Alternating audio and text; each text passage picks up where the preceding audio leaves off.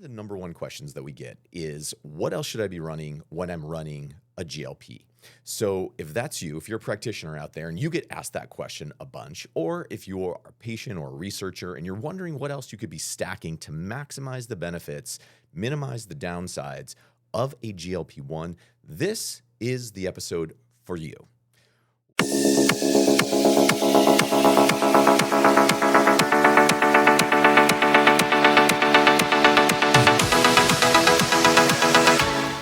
What's up? Dr. Ange in the house. Hello, Barry. Optimize and Thrive, back in the studio. Okay, yes, this time it's been a while, but now we are on track again. Cutting some fresh episodes. And it's with so many good topics. Today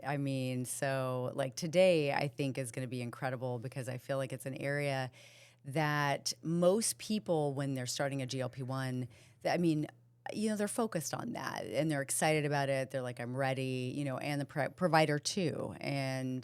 But not realizing that there are so many other tools they can bring in to optimize their weight loss and body recomposition, lifestyle, on that journey. Oh my God, yeah. I think with GLPs, because they are so effective at doing all of the magical things that they do, oftentimes, you can get a lot of results. You can get tremendous results just with running something like the GLP-2 or the 3, a Tirzepatide or a Retatrutide, and you might not need a lot. For some people, they are able to accomplish a ton with just that singular compound. But others, based on their journey, whether they're running into a plateau or a stall, which can be quite common, whether they're running into energy issues, whether they're also seeing some challenges with other areas like sleep or recovery, that's where we can start to look at other things we can bring in. And then there's some of us that are just freaking impatient. And they want to know, how can we speed the process up, right? That's a good point. That was me. I mean, when I was going through my initial cut and when my first kind of round through on a Tirzepatide, I wanted to deploy the full arsenal. I was, and I was working with one of the greatest coaches and mentors out there, Alex Keekle. And so I got a crash course and a one-on-one introduction to really how you can pull so many levers to actually speed that process up while doing it safely, maintaining your muscle mass, all of those things. So we can explore all of those today. Yes, I love it. And what I find really fascinating in working with people is that so many people, understandably, are not like you or me in that way. I would say you love stacking things and, bringing them all in. And most people actually, I find, are so cautious, right? And that's okay.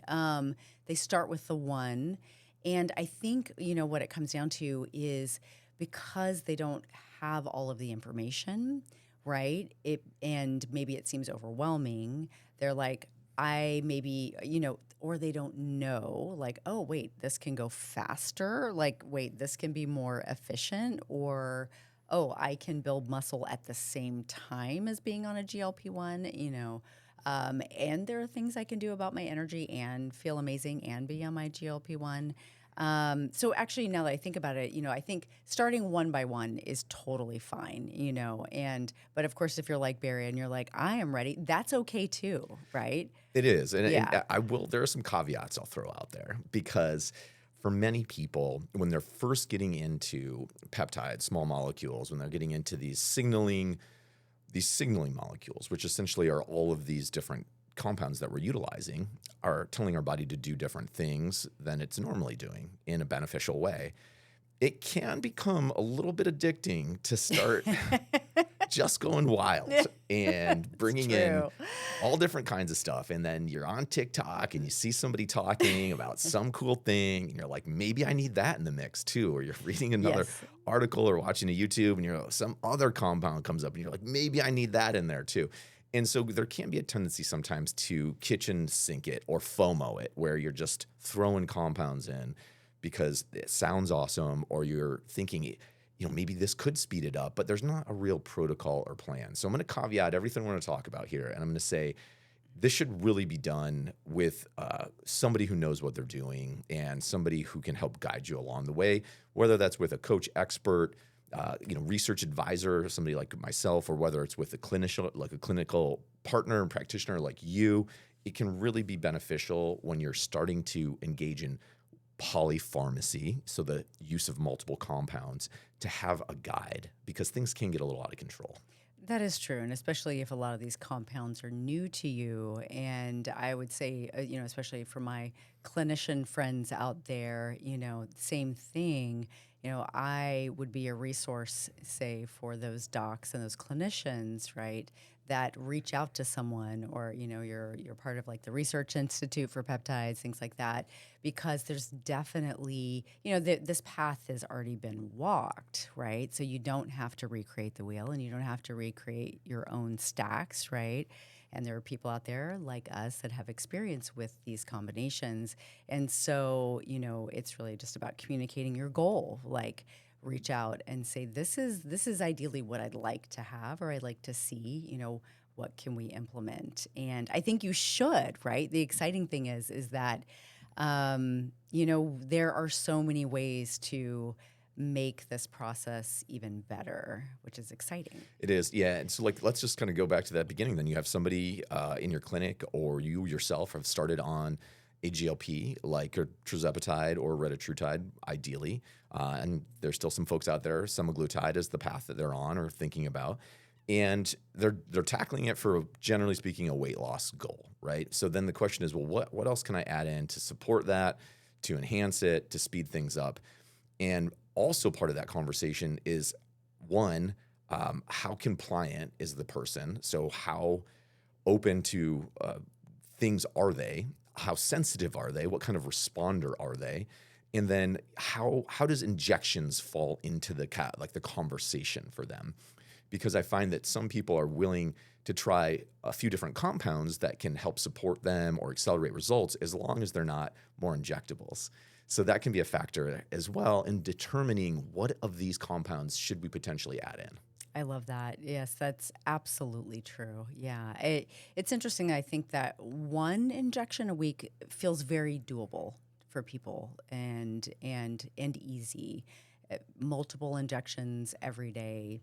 Yeah, that starts to get to be a big ask. And so luckily there are a lot of oral options which are easy and well tolerated and combine really, really well. There are, and we're going to explore those today. Yes. So let's start off with one of our favorite add-ons to a GLP-1. And for me, that's going to be an oral compound called SLU-PP332. It's a exercise mimetic and would fall into the category of mitochondrial enhancement and support. It's very, very effective, very well tolerated, no downsides, no side effects, and it's an oral administration. Typically 250 to 500 micrograms is where we'd start pre-exercise or pre-fasted cardio in the morning. And this compound does a lot of cool things. It helps with insulin sensitivity, it helps with nutrient partitioning, and it accelerates lipolysis, because it's essentially telling your cells, hey, behave in a way like we were engaged in endurance training. And so it starts to activate those messaging pathways to turn your body into more of a endurance athlete. And so you get some of those benefits that come along with that.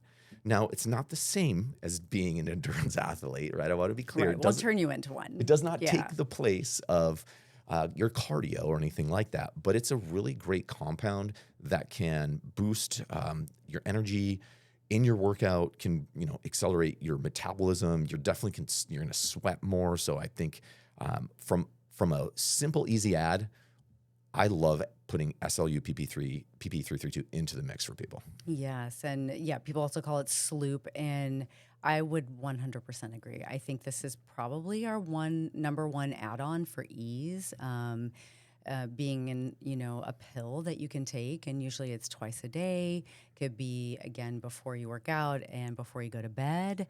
It is a fat burner, the mechanism in the body. So it's an interesting, the way that it works actually in the body, like working on the estrogen receptors. And I want to point this out in case, because people, of course, are using chat and they're using Google and they're going to look it up and they're going to say, wait a second, it binds to estrogen receptor, estrogen receptor agonist. So, but the interesting and I think very cool thing is that in the research, it does not actually manipulate estrogen. So there's not a concern there. If estrogen is a concern in the body, that you don't want to be pushing that for risk,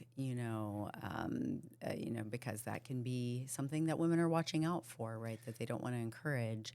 It's not a problem. Yeah, it's hitting those ERRs, so like those estrogen-related receptors. So they're not actually the estrogen receptor. So sometimes people will see estrogen and they're thinking, oh man, is guys be like, is this gonna do something crazy? Am I gonna get all like estrogen like sensitized or get side effects like I had high estrogen, and women are concerned with that. But yeah, so it's targeting these ERRs, which are related to the estrogen receptors, but not the actual. So to your point, absolutely, this isn't going to affect estrogen really in any way.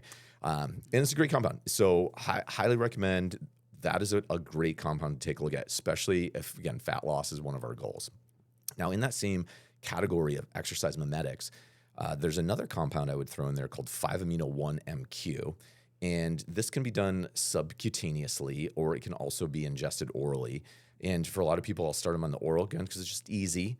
And this one, similar to and different from the sloop, it is also an exercise mimetic, but its primary role is to enable your cells to release more of the stored energy, aka fat. So it helps to essentially take that bodyguard, that security guard there, protecting those fat vaults, and it just kind of like shoos them along. So they go take a lunch break, and those cells are more readily acceptable and open to then releasing that stored energy. And it also has a cool benefit in that it allows the NAD that is in your systems, is one of your energy molecules, right? We can talk more about this because it's by itself a great thing to add to the mix, but it actually keeps that NAD in play longer. So you get more energy then from the energy that you already have, if that makes sense. Yeah, I really love 5-amino-1-MQ as well. So again, pill or an injection. I think the pill is really easy and it feels good. Like I feel like you notice it, when you're bringing it in. It's because energy for a lot of people is a little bit of a concern. Not so much with tirzepatide and Reta. I feel like definitely semaglutide makes people tired. And people are still using Ozempic and semaglutide because for some people it does work a little bit better for the appetite suppression. But I think also, I think that whole metabolic process is ongoing. You're burning fat. So it can, if you're not adjusting and you're not bringing other things in to help your energy or help your cells, kind of help to give them the energy to participate in that metabolism, then you can feel run down. And so this combination, I love doing the 5-amino-1-MQ with the NAD injection.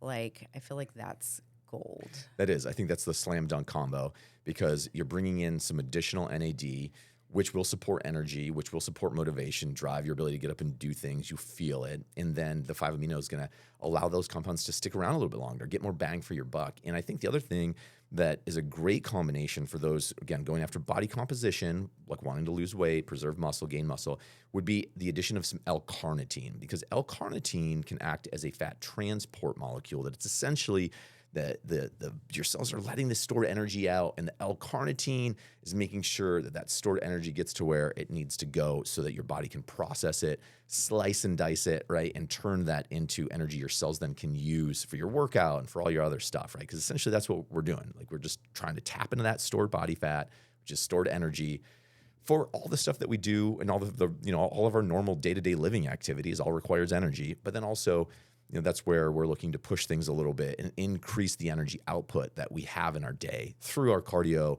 and through our movement, and then through also stuff like progressive overload, resistance training, weight training. Yeah.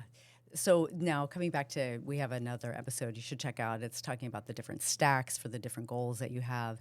And so when we combine, if you think about that 5-amino-1-MQ with NAD, with L-Carnitine, it's beautiful magic right there. And if you're doing an injection already with an NAD, if we're talking about dosing, like 2 to 3 times a week with the NAD injectable, 50 milligrams, most people do really well with that. I think both Barry and I are like 100 milligrams. I'm sometimes 150, 200, depending on if I'm getting ready to go to the gym. It's incredible. And then doing that injectable L-Carnitine too at like a 500 milligram is awesome. And you can combo that with the NAD. You can. And if, again, injectables is not your thing and you're like, dang, I'm out of the L-Carnitine, or can I take L-Carnitine orally? I would tell you to go ahead and skip the oral L-Carnitine as well as skip the oral NAD. I would say that there is a buccal kind of pouch-like, so if you've ever seen like a Zyn pouch or a tobacco pouch, there is a company out there, Forward Nutrition, that makes an L-Carnitine buccal pouch that is awesome. And I've used that a ton, love that product. And so you can utilize a couple of those pouches to get into the range that you need to be at for L-Carnitine with a higher bioavailability than you're going to get orally, and it will do the trick. And I find it to be as effective as sub-Q or intramuscular L-Carnitine injections. Interesting. Yeah, I agree. Like the oral NAD right now is crap. Like we don't like it.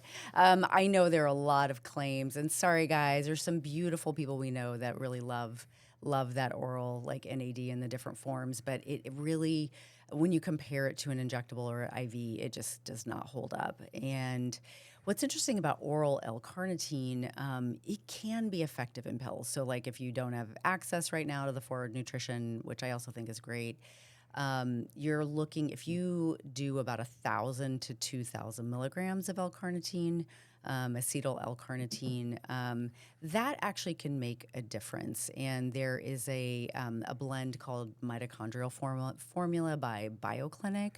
The powder, it tastes like watermelon. It's really, really good. So you can add it into your electrolyte or your water. It makes a difference. And in the research that at that dose for an oral carnitine, it will drive that fat metabolism in addition to giving your cells energy for building muscle as well. And there is research around that as well, that muscle percentage will go up with consistent use and also resistance training. I love it. Great resource. And then also our friend Dr. Nyan has a intranasal NAD. Yes. That I think is really only available through clinical practitioner through their pharmacy arm. But that's also a great product. I don't love intranasal anything personally. Like I hate it. Like just as a delivery method, I don't ever choose it. However, that one is effective. I mean, there are some compounds intranasally that people are hype on, but which is great. But that's another way you could get the NAD. I love that. Yeah, for some people, that to them it feels better than doing another injection or doing a injection. So it's for our clinicians out there. It's through Civic Pharmacy, and you can prescribe it for your patient. And actually, the price point is really good. It is. Yeah, it's a great product. Yeah. So I think that covers like some of the compounds I'd look at from a mitochondrial standpoint that are going to help enhance the GLP-1 process. Then I think the other thing we want to look at is growth hormone support, right? So that's where a couple compounds come to my mind immediately. That would be something like an ipamorelin or an ipamorelin with CJC 1295, no DAC, which essentially extends and enhances the pulsations of the ipamorelin. So that combination, either just IPA or the IPA-CJC combo, can be great, especially pre-fasted cardio in the AM. So when I look at a growth hormone secretagogue, we have the AM pulsation and we have the PM pulsation. Now, the PM pulsations are going to be stronger, longer, and so a lot of people will gravitate towards that nighttime delivery, the nighttime injection pre-bed, which is awesome, especially for repair, recovery, sleep. But you can also leverage it very intentionally to help drive lipolysis if you're utilizing it fasted in the morning with a pre-fasted cardio routine, which without question, hands down, is the number one hack to accelerating your fat loss. It's going to be going on a 30 to 45-minute walk at an incline of 6 to 8 on a treadmill at a speed somewhere between 3.4 and 4.0, where you're not breathless, but you're working up a sweat. That without doubt, is the fastest way that you can accelerate, in addition to like bringing these compounds in. But for the GH delivery, the GH compound I would look at, that's one that I would look at, or those combinations, as a potential support. I love that. And you're thinking if someone is choosing, because you can do twice a day dosing on that one, you can do morning and night. But if you had to choose, you'd probably keep it like pre-workout and like daytime, like early. If like body composition and fat loss, lipolysis, if that was my number one goal, and I was just like, I want to do everything possible, I mean, ideally you would run it both AM and PM then. But again, sometimes people aren't going to do AM and PM. And I'm at a spot now with just my own protocols where I just don't do nighttime injections anymore. So and you're talking to a guy that at one point has, it's different points have had 15 plus injectable compounds in play in a given day. And impressive. Yeah, Yeah. Or Yeah. crazy I or think- something. I mean, yeah, but yeah. some combination of like scary and impressive maybe. But I found that, now from a lifestyle standpoint and from a sustainability standpoint, I just prefer everything when it comes to injectable in the morning. And I have an oral routine that I take at night. But yeah, if you're at that stage where you can do AM and PM, you can absolutely run that AM and PM and run that every day. I love that. And, the importance, I mean, a lot of people do like that ipamorelin with the CJC no deck just because of the length, it'll just last longer and it's more effective, so it's preferable. Although now I'm getting questions that, the companies are coming out with the ipamorelin Tesamorelin blend. So that is something that people are saying, well, is that better, right? Should I do that instead of the IPA CJC? Yeah, it's a great question. It's a newer blend, and there is a lot of excitement around that blend. I think primarily driven by the Tesamorelin element of it, and the idea that maybe you could get some more of the benefits of Tesamorelin without maybe the price tag associated with the Tesamorelin, which tends towards the more expensive side for people to run long term. And I haven't really looked at the pricing on the IPA Tesa blend to see if it's any cheaper or not. My guess is that it might be more expensive, frankly, because it's a two for oneer. But Tesamorelin, there's a lot of excitement around that compound, obviously, because of the targeted visceral fat element to that. And I will say it is a solid compound. I did a cycle with Tesamorelin. The one thing I always say with Tesamorelin you should be aware of is you will hold on to some water weight. Everybody does, and so sometimes for the ladies, I just want them to know, like, you might hold on to 3 to 5 pounds of water weight. You might feel a little bloated or look a little bloated or watery while you're running Tesamorelin, but that does go away, and it will typically fall off after a period of time. And when it does, and that weight drops, it's like, oh, cool, some fat went along with it, right? It was doing some work in the background, but that is something to be aware of. Yeah, that's really good to know because it sometimes can take weeks for that water weight to come off. And so, the excitement is that you're targeting belly fat, which, for people that's a concern, that can be exciting actually. But you just have to anticipate, that in-between period. Like There are 2 growth hormone compounds that I don't recommend that can be popular or prescribed or out there often. One is Tesamorelin. And so you'll see Tesamorelin quite frequently prescribed via online clinics and even in actual clinics. And it's just a tragically terrible molecule. And so I would highly recommend avoiding it. Has a very, very short half-life, very, very short. So it produces very weak, inconsistent results, absolute waste of money, garbage compound. Based on the Wait, GH. tell us how you really feel about this. Let me say this. Let me say this. Was Betamax a garbage way to watch movies? I mean, no, it was what we had at the time. It was kind of cool, actually. At the time, small videos. Yeah, like or whatever. And then you had VHS, and then we had Laserdisc, and like every version was a little bit better. And that's how we just look at this. And so when I say Tesamorelin is garbage, I guess what I'm really saying is it's an old compound based on some of the very early GHRP compound, and things have just evolved since then. So there's better, more updated, more fine-tuned, more designer, style compounds that you should be looking at. That's why I don't think Tesamorelin is great. And the other one I just generally will recommend people avoid is AOD 9604, which has a lot of fans and a lot of people who think it's going to be awesome because on paper it sounds amazing. It does. On paper, it sounds incredible. Oh, yeah. It's like, I want to love this. If Yes. it just did what it said it would do all the time, it would be my number one recommendation. But the fact of the matter is that the vast majority of people, 70% plus in my experience, don't respond to it. They don't get anything from it. And it's also a difficult compound to work with. From a reconstitution standpoint, it's very, very finicky. Right. Yeah. So I think at this point, I mean, kind of the line has been that I've heard from you is that mostly AOD is like a no. It's like, what's the point, kind of like, let's do these other things. Why spend money on something that has you have a 30% chance maybe that it's going to work for you? And if it does work for you, there's other things that will do something similar that we don't roll the dice on. Yeah.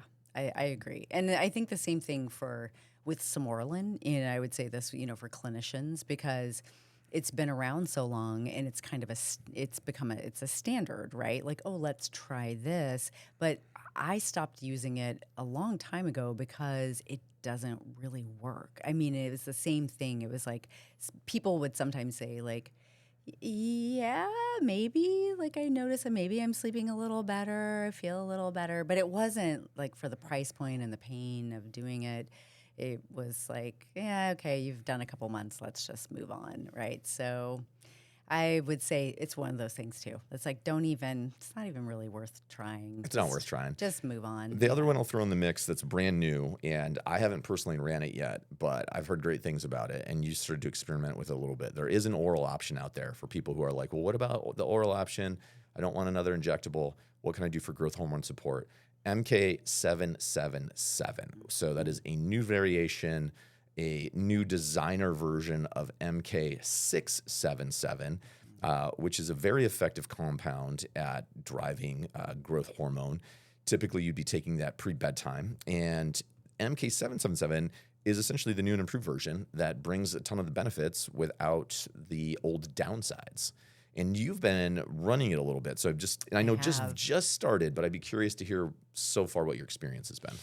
Yeah, so I'm doing one at bedtime, and I did not, just to be clear, I did not do MK677 because looking at the potential side effects and doing other things, I just was like, just focus on other things. But this one seemed exciting. It's kind of nice to have that combination of oral availability and injectable, right? So not always injecting all the time. And I mean, I don't inject as much as you do, but I would say inject more than the average person, right?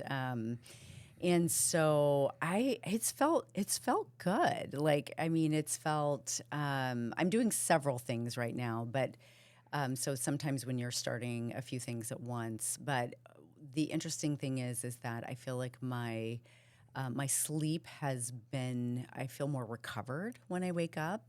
And I am noticing I'm sweating at night, which is interesting, which is on the list of side effects. But it's not like having a hot flash where I'm drenched. It's not uncomfortable. It's just I notice like I wasn't sweating and now I'm sweating now that I'm taking it. So I think that's coming into what we're doing is we're supporting that growth hormone pathway, and so the body is being a little more metabolically active in the sense of that you're healing, right? That energy is being spent on healing, which is pretty cool. So I'd just be like, that's my healing sweat right there, I love it. Yeah. Metabolic activity at night. I always am pumped. I'm just like, Yes. that is future fat cells that have been depleted and deprived of their precious fat cargo because I'm sweating it out. I'm hot. I'm metabolically active. It's like, too bad, fat cells. You don't get it tonight. Yeah, that's right. You don't get that extra cookie and the 3 bonbons that I had. So I'm excited about the, kind of the longer term benefit of it. And again, so far I'm tolerating it really, really well. And, my goal is always, I think, especially in your 40s and 50s and beyond, like, anything you can do related to, if you're at the gym, you get an injury, and then you're getting back into the gym and recovering from the injury, like anything that can help that process, go faster, and of course, we're always looking at longevity, right? And feeling amazing, of course, until you die at 150 or whatever your goal is, right? This is going to complement that and seems great. Again, no side effects so far. Like, Right. so. And I love it because it's also supporting a big part of it, which is the rest and recovery part, as you mentioned, because when we're dealing with fat loss, a lot of our fat loss is actually happening. Yeah, it's happening at night, and we're actually, breathing that fat out. So through the very interesting and strange way we metabolize fat, one of the byproducts is carbon dioxide, right? And so like that good, deep, restful sleep is going to absolutely accelerate and enhance your fat loss. So sleep is key. It's vital for so many things. And then because we want you to be pushing, and I will say if you're experiencing a stall or a plateau, which can be very common, one of the first things we're going to look at, or that I want to look at, is what else can we do to push things a little bit? Because, as amazing as these chemicals are at creating hormonal shifts and changes and cellular change, there's also the stuff we do every day. The way we move our body really matters. And so if we have hit a stall, can we add in some more movement? Can we add in some additional cardio in the form of like low intensity, steady state, even again, the walks or the fasted morning cardio? Or can we throw in a little bit more vigorous, dynamic HIIT style, high intensity interval training a couple times a week? And or can we get in some more lifts, right? So I'm going to look at that. I'm going to say, can we push the body to help us break the stall? And then we might look at, if you're, say, on a tirzepatide or you're on Retatrutide, and in Retatrutide, I'd say more than tirzepatide, you might start having a hunger creep back in or food noise creep back in, because as a triple agonist, Reta's not as effective at dialing the food noise down. That's where we might look at a compound like a Cagrilintide, which is going to address that food noise on a completely different pathway than the Reta and the Tirs are operating. And that could be an effective way to help kind of dial that down if you find you're starting to eat a little bit more than you want, and that food noise is coming back in, and the weight loss is stalling. Mm-hmm. Yes, agreed. And of course with tirzepatide as well, like, you can do a little bit of thing, it's known as CAG, right? The Cagrilintide, a little hard to say. It's a very good appetite suppressant, and it actually works really, it combines really nicely with semaglutide, tirzepatide, retatrutide, and Reta definitely, the food noise suppression, I would say that it's probably, it's does that the least, of course, out of all the all the GLPs. And so if that's really one of the things that that's the main concern of yours, and then maybe Reta isn't the primary one for you, like, or you're doing a combination, which I think people are starting to explore that more now. Like, I'm going to do some tirzepatide for these, benefits, the food noise, and it's tolerated really well. And then I'm going to add a little Reta because I want that push in the metabolism, right? And then I'm going to add maybe a smidge of CAG for the times if I'm, having a weekend where there's going to be a lot of eating, happening, and temptation. Yeah, there you go. I mean, that's like the triple whammy. That's like a pretty custom cocktail of GLP and related compounds. But and funnily enough, I've ran that exact stack before. I've ran a tirzepatide Reta stack with the addition of some CAG periodically, intentionally. And I will say this: the CAG is very strong. So very strong. Highly recommend that you dose that on a day different than the day you're dosing your primary. Because if you do that both on the same day, I have seen people have some really intense nausea, really intense reactions to that. It's just a little bit too much, right? So be careful with the CAG. Again, be working with somebody who is familiar with that compound, and always going to recommend you start at the very lowest possible dose on that to assess how you respond. Are you a hyper responder or not? Because if you're a hyper responder, you do not want to hyper respond to a higher dose than you can really handle, because you won't be able to look at food for days. Yeah, not pleasant. And so, yes, and it is not the same dosing as your GLP-1. We're talking like micrograms, so or like a 300 microgram for the CAG. So if you should be getting guidance, but if you're kind of doing things yourself, like this one is, you have to be cautious with this one, right? That's where it's like, make sure you're following, the dosing protocols. And I love that, actually not doing it on the same day, so you can be very clear about what's doing what, right? Like how much suppression is actually happening from the CAG, right? So you can adjust. Absolutely. Yeah, I mean, so lots of compounds that we covered. I'm going to throw out two more to think about for potential specific issues. The other one with the food noise or the appetite suppression that I sometimes look at would be a tesofensine. So tesofensine is an oral. We would take this in the morning. We would they come in 250 micrograms, right? Most of them now 500 micrograms. Yeah. I was going to say 500. Yeah. So it's like, so some people that's too much. So in some cases, you might need to start with a half dose. But tesofensine has a very noticeable appetite suppression effect. And in fact, that was developed it has nothing to do with weight loss or appetite suppression. When they developed it, they noticed that a primary side effect when they were running those clinicals that people lost about 10% of their body weight with like no additional changes, just running the tesofensine because of the appetite suppression. Yes, and part of it also increase in metabolism. And so in the research, the 500 microgram actually was about like a 6%. And then to get to the 10, around, where that's significant, right? It was at the 1,000 and not... that many people can do 1,000. It's pretty stimulating. I did the 500 for me. I was like up till 1:30, like cleaning, and it felt great. But then I was tired the next day. I was like, 250 is the max. But and I was studying it and doing it more for focus because it's been studied in that as well. And it's actually quite nice. So if you have ADD, it can be. Or just want additional focus, like it's actually a nice compound to bring in. Absolutely. I would highly recommend it for focus, energy, motivation, a little bit of drive, triple monoamine uptake inhibitor. So it hits multiple different pathways in the brain that all ends up putting you to a spot where you just feel a little more focused, feel a little more vibed in, a little more positive. Yeah. And generally very well tolerated, very smooth. Takes about 9 days to build up into the system and sticks around for a while as well. But there's no addictive qualities to it. So it's something that you can stop using and there's no real big fall off or any kind of crash. So it's a great compound. And it's one that a lot of people haven't ever heard of before or haven't tried. And once they do, they find that it can be a really great addition. Yes, yeah, because its pathway and how it's working in your body is very different from sloop and the growth hormone precursors and our GLP-1. Like so, you're not stacking, you're not double stacking. This is completely different pathways. However, I will say if you're already on an antidepressant.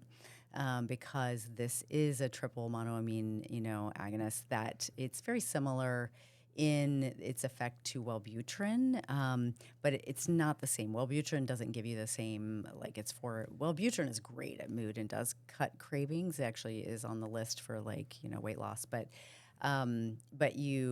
this one kind of failed at the mood just for depression.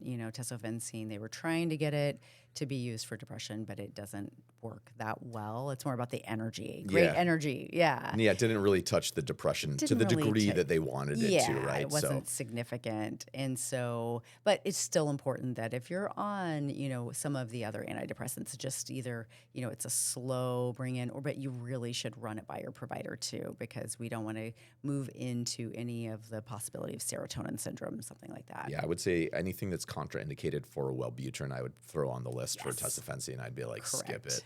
Skip it. Yeah, if it's severely contraindicated. Or again, you can combo those things. You can stack those, but you really need the provider to be on board with you so you can adjust if needed. Totally. Yeah. The last one I'll throw out is one that not as many people know about, hear about, certainly haven't used. And I'd definitely like this for the ladies out there who are looking to preserve their lean muscle mass and even potentially get a little bit stronger while they're on a GLP or while they're losing body fat. And that's going to be Ostarine. And Ostarine is a SARM. So these are interesting compounds that are oftentimes quite misunderstood. And there's a lot of sometimes unwarranted fear around these or unwarranted concern. Are these androgens? Are these steroids? And they are not. So they are selective androgen modulators. So they target similar receptors, but in a very different way than a steroid would do. So Ostarine is going to give you stimulus to the lean muscle tissue without the androgenetic side effects. So what are those? So it's not going to change your facial hair or deepen your voice or turn you into a man, right? And that's the challenge with a steroid, is that they can drive those androgen like characteristics in women.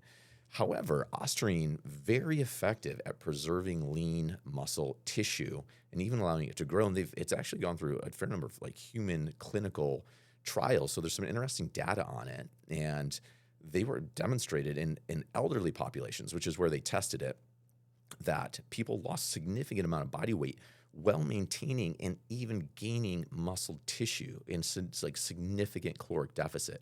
And so an Ostarine can be a very gentle, safe, cycled compound that we would use for a specific period of time to prevent lean muscle tissue loss or even stimulate some growth while we're going through a cut, and then something that we would cycle off of.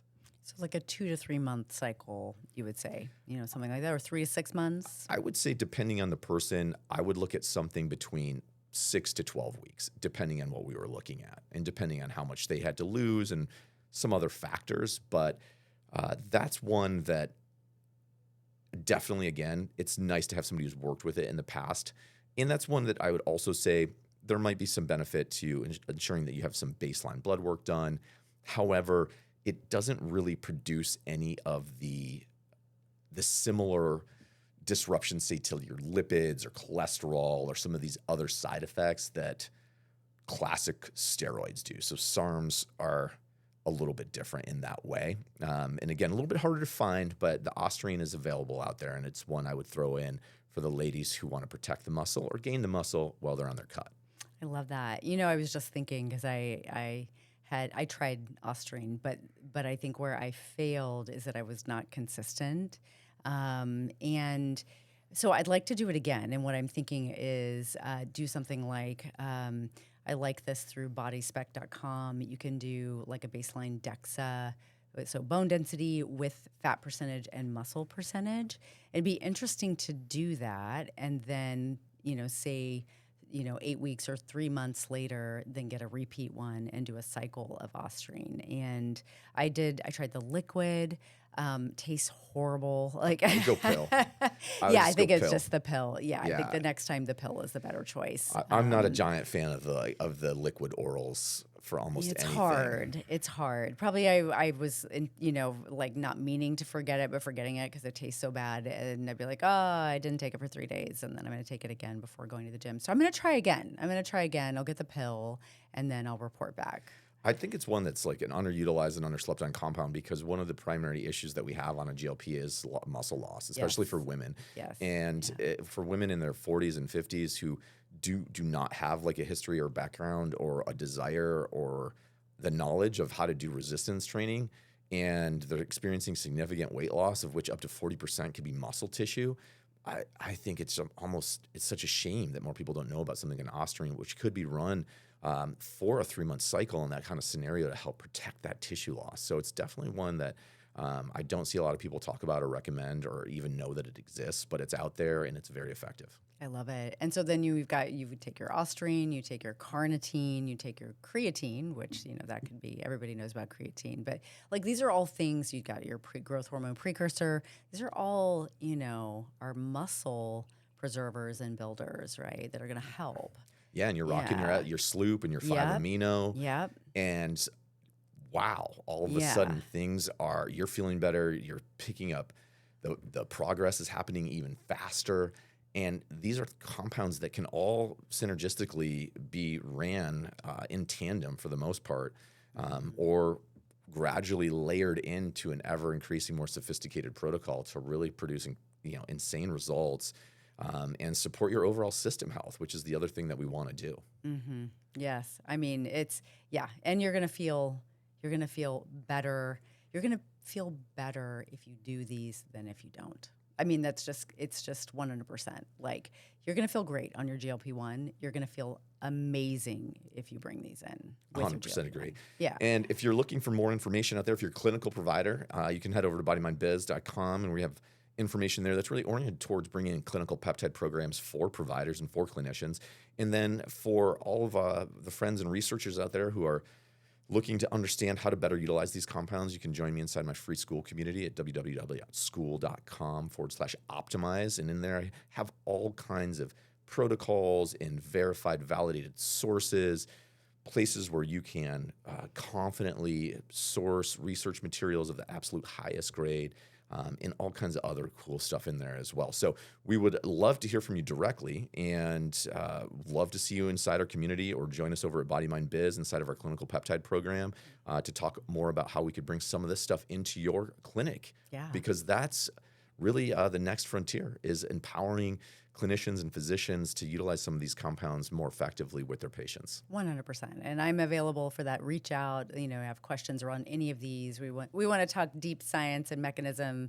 I'm down. I love it. I love it. Yeah. Well, thanks for being here. It was so great Thank to get back in the you, studio. everyone. Yes. And we will